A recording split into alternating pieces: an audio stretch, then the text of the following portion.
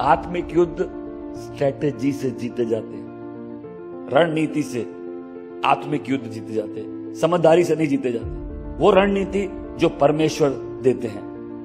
मतलब अगर आप नहीं समझेंगे कि आपका दुश्मन कैसे काम करता है, वो आपके विरुद्ध कैसे लड़ता है, उसके गढ़ क्या है, उसकी ताकत कहां है, उसकी कमजोरी कहां है, तब कभी भी आप उससे नहीं लड़ पाएंगे। ये जो युद्ध है, ये तुम्हारे पास कितने हथियार है उससे नहीं चलेगा, कैसे हथियार लेके घूम रहे उससे नहीं चलेगा। ये युद्ध आत्मिक है और यहां यहोशू स्पेशल फोर्सेस कमांडर है, आमीन, जिसको परमेश्वर ने खड़ा किया। क्यों?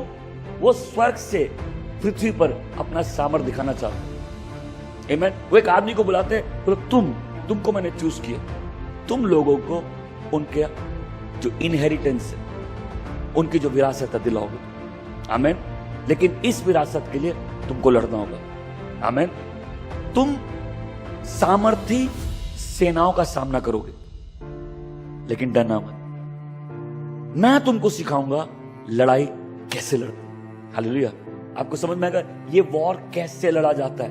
यहां परमेश्वर ट्रेनिंग करते हैं, वो सेनाओं का यहोवा है, वो जंग का परमेश्वर है, वो अपने लोगों को स्ट्रेटेजी देता है। जितने लोग इस फास्टिंग के लिए तैयार है, आपको क्या चाहिए? स्ट्रेटेजी।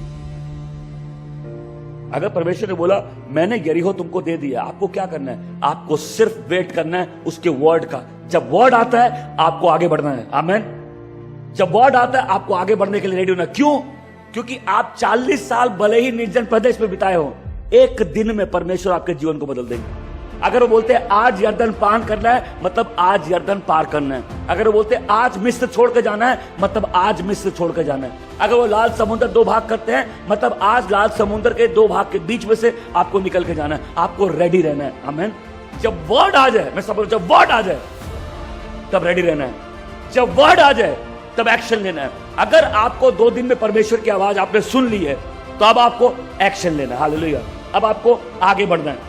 यहां यहोशू समझता है कि लड़ाई कैसे जीती जाती है, हाईएस्ट लेवल का वॉर क्या होता है। आप में से कई लोग अपने आत्मिक पिता से दोस्ती चाहते हैं, दोस्ती है, लेकिन अगर मैं नीचे आके आपके साथ लड़ूंगा तो आप हार जाएंगे।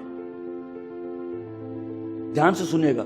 अगर मैं नीचे, क्योंकि जब सेना नीचे लड़ रही थी, मूसा ऊपर चढ़ रहा था। क्या मेरी बात को सुन रहे?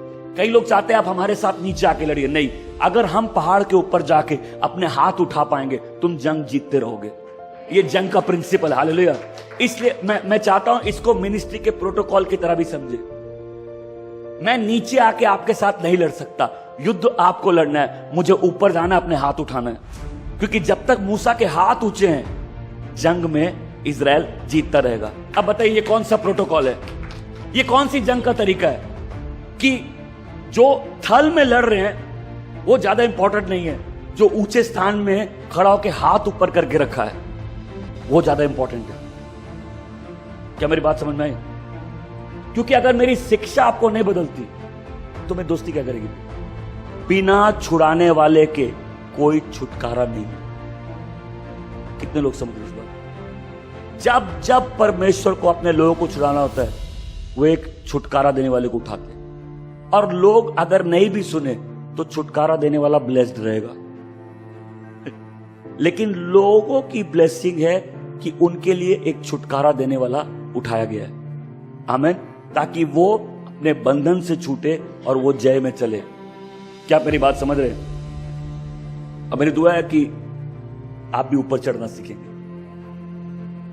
तो हम लोग सबको चाहिए हम थल में जाके तलवार चले, नहीं, ऊपर चढ़ो और अपने हाथ ऊपर उठाओ। बिकॉज प्रेयर में भी जब आप हाथ ऊंचे करके प्रार्थना करते हो, आपको नहीं मालूम आप लड़ रहे हो।